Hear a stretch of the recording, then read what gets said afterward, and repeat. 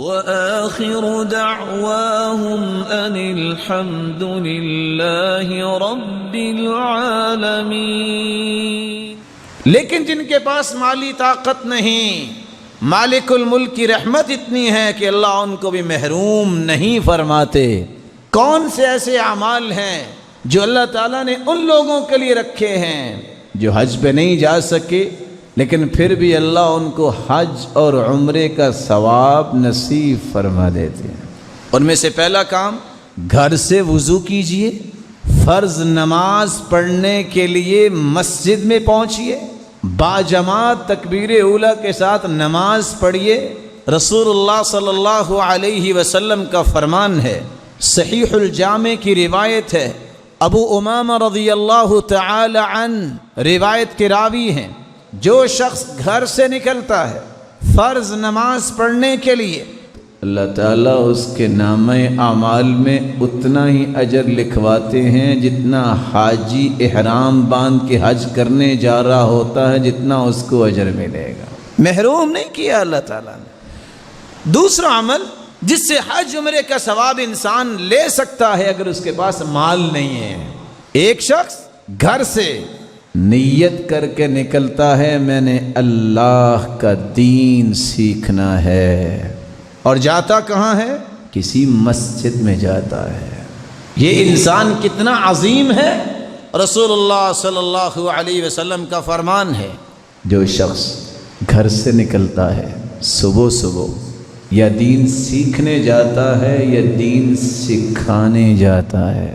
متعلم اور معلم جن کا مقصد صرف اس لیے دین سیکھنا ہے کہ رب راضی ہو، اس لیے نہیں میں لوگوں میں رعب جما سکوں، اس لیے نہیں جیسا کہ حدیث کہتی ہے لوگوں کو اپنی طرف متوجہ کرنے کے لیے، اس لیے نہیں مجھے کہ دنیا کی 4 ٹکے مل جائیں، اس نظریے سے گھر سے نکلتا ہے میں رب کے قریب ہو جاؤں، جہالت مجھ سے دور ہو جائے، میرا رب راضی ہو جائے۔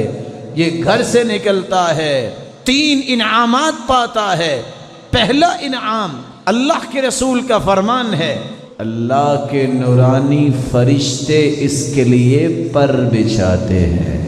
دوسرا انعام، یہ چل کے گیا ہے، صحیح الجامع کی روایت ہے، یہ کسی راستے پہ چلا ہے، کسی روڈ پہ چلا ہے، خواہ یہ گاڑی پہ گیا ہے، اس کے پاؤں پہ گرد، اس کے چہرے پہ، اس کے لباس پہ جتنی گرد پڑے گی قیامت کے دن جنت کی اتنی کستوری اس کو نصیب ہو جائے گی۔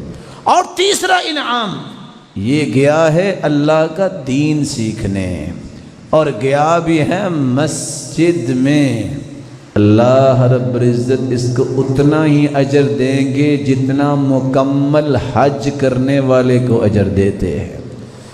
تیسرا عمل جس سے ایک فقیر آدمی بھی حج کا ثواب لے سکتا ہے، ثواب ہی لینا ہے، مقصود ہی یہ ہے اللہ کو راضی کرنا۔ ایک شخص فجر کی نماز پڑھنے گیا، نماز پڑھ کے بیٹھ گیا، ذکر میں مشغول ہے۔ کیسے؟ اللہ کے رسول کی عادت مبارکہ یہ تھی، آپ فجر کی نماز پڑھتے، جب تک سورج اچھی طرح نکل نہ آتا وہ ذکر ہی کرتے رہتے ہیں۔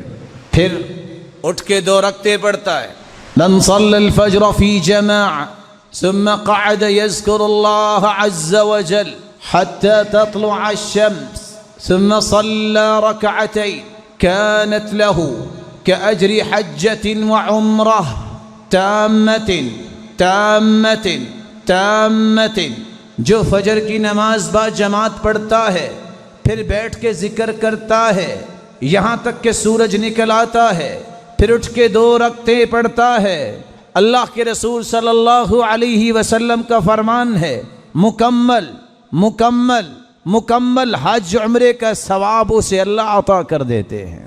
حاجی حج کرنے جائے، رکن حج کے 4 ہیں، نیت کرنا بھول جائے، میدان عرفات میں نہیں جا سکا، طواف افاضہ اور طواف حج نہیں کر سکا، صفا مروہ کی سعی نہیں کر سکا، 4 رکنوں میں سے ایک بھی رہ گیا، حج باطل، پیسہ غرق، واجب اگر چھوٹ گیا دم دینا پڑے گا۔ یہاں فجر کی نماز پڑھی ہے اور سورج نکلنے تک ذکر کیا ہے، 2 رکعتیں پڑھی ہیں، 1 مرتبہ نہیں کہا، 3 مرتبہ کہا ہے، تامتن تامتن تامہ، اس کو مکمل حج عمرے کا ثواب نصیب ہو جائے گا۔ چوتھا عمل صحیح بخاری کی روایت ہے، سیدنا ابو ہریرہ فرماتے ہیں وہ عمل اللہ کا ذکر ہے۔ ذکر بھی کون سا؟ نماز پڑھنے کے بعد 33 مرتبہ سبحان اللہ، 33 مرتبہ الحمدللہ، 34 مرتبہ اللہ اکبر۔ اس کا فائدہ کیا ہوگا؟ 3 فائدے۔ پہلا فائدہ، جو یہ پڑھنے والا ہے وہ حج عمرے کا ثواب لے سکتا ہے۔ دوسرا فائدہ، یہ پڑھنے والا جو ہے اس کے زندگی کے سارے گناہ معاف ہو جاتے ہیں، خاص سمندر کی جھاگ کے برابر ہوں۔ تیسرا فائدہ، یہ پڑھ لینے سے جسم تر و تازہ ہو جاتا ہے، اس شخص کو کسی غلام اور لونڈی کی ضرورت نہیں، اللہ اس کے جسم میں برکتیں ڈال دیتے ہیں۔ 5واں کام ابن رجب حنبلی رحمۃ اللہ علیہ نقل کرتے ہیں، جو شخص واجبات کو، فرائض کو، دینی واجبات، دینی فرائض کو بر وقت پورا کرتا ہے، نفلی حج عمرے سے اس کو اللہ تعالیٰ زیادہ ثواب دیتے ہیں۔ چھٹی بات، حرام مال سے بچ جانے والا بھی حج عمرے سے زیادہ اجر لے سکتا ہے۔ 1 درہم ہے، اس کے 6 حصے کیے جائے، 1 حصہ ان 6 حصوں میں درہم کا دانق ہوتا ہے۔ اتنے حرام سے جو بچ جائے، سلف کہا کرتے تھے 500 حج سے، نفلی حج سے یہ مجھے زیادہ ثواب کا لگتا ہے، کیونکہ میں 500 نفلی حج کر لوں، اگر 1 دانق حرام کا ہوا تو وہ حج قبول ہی نہیں ہونے۔ اس لیے حرام مال سے بچ جانا یہ حج سے زیادہ اجر کا باعث ہے۔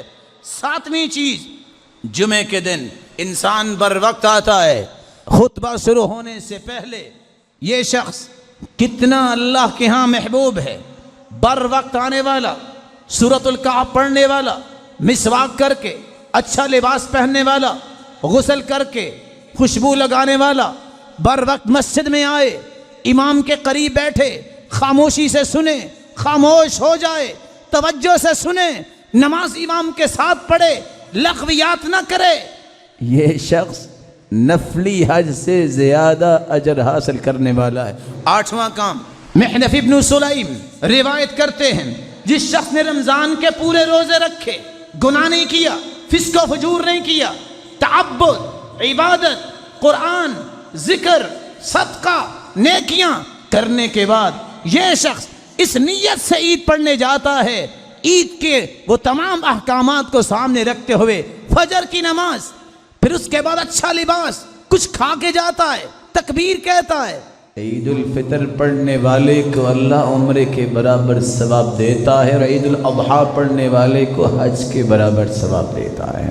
9ویں چیز جس سے انسان حج عمرے کا ثواب لے سکتا ہے، ابو ہریرہ رضی اللہ تعالی عنہ روایت معروف ہے، منافقوں پہ فجر اور عشاء کی نماز بھاری ہوتی ہے، اگر لوگوں کو پتہ چل جائے کہ فجر اور عشاء کی نماز با جماعت پڑھنے کا اجر عظیم کتنا ہے، تو لوگوں کو اپنے گھٹنوں پر رینگ کے آنا پڑے تو پھر بھی آئیں گے۔ اور وہ اجر کیا ہے؟ ابن رجب بیان کرتے ہیں ابو موسیٰ کی سند کے ساتھ، جو فجر کی نماز اور عشاء کی نماز با جماعت پڑھتا ہے اس کو حج کے برابر اجر نصیب ہوتا ہے۔ 10ویں اور آخری بات، علم ہے، دین ہے، تقوی ہے، مال نہیں، لیکن نیت خوبصورت ہے۔ نیت کیا کرتا ہے؟ لو ان لی مالا لعملت بعمل فلان، کاش میرے پاس بھی مال ہوتا، میرا رب مجھے دے، میں بھی ایسے حج کروں، میں بھی ایسے عمرہ کروں۔ اللہ کے رسول فرماتے ہیں فَهُوَ بِنِيَّتِهِ فَأَجْرُهُمَا سَوَا، ایک حج پہ گیا ہے، ایک کے پاس مال نہیں، نیت اس نے کی ہے، فَأَجْرُهُمَا سَوَا، جس طرح اس کو حج عمرے کا ثواب مل رہا ہے، گھر بیٹھے بھی اس کو حج عمرے کا ثواب مل رہا ہے۔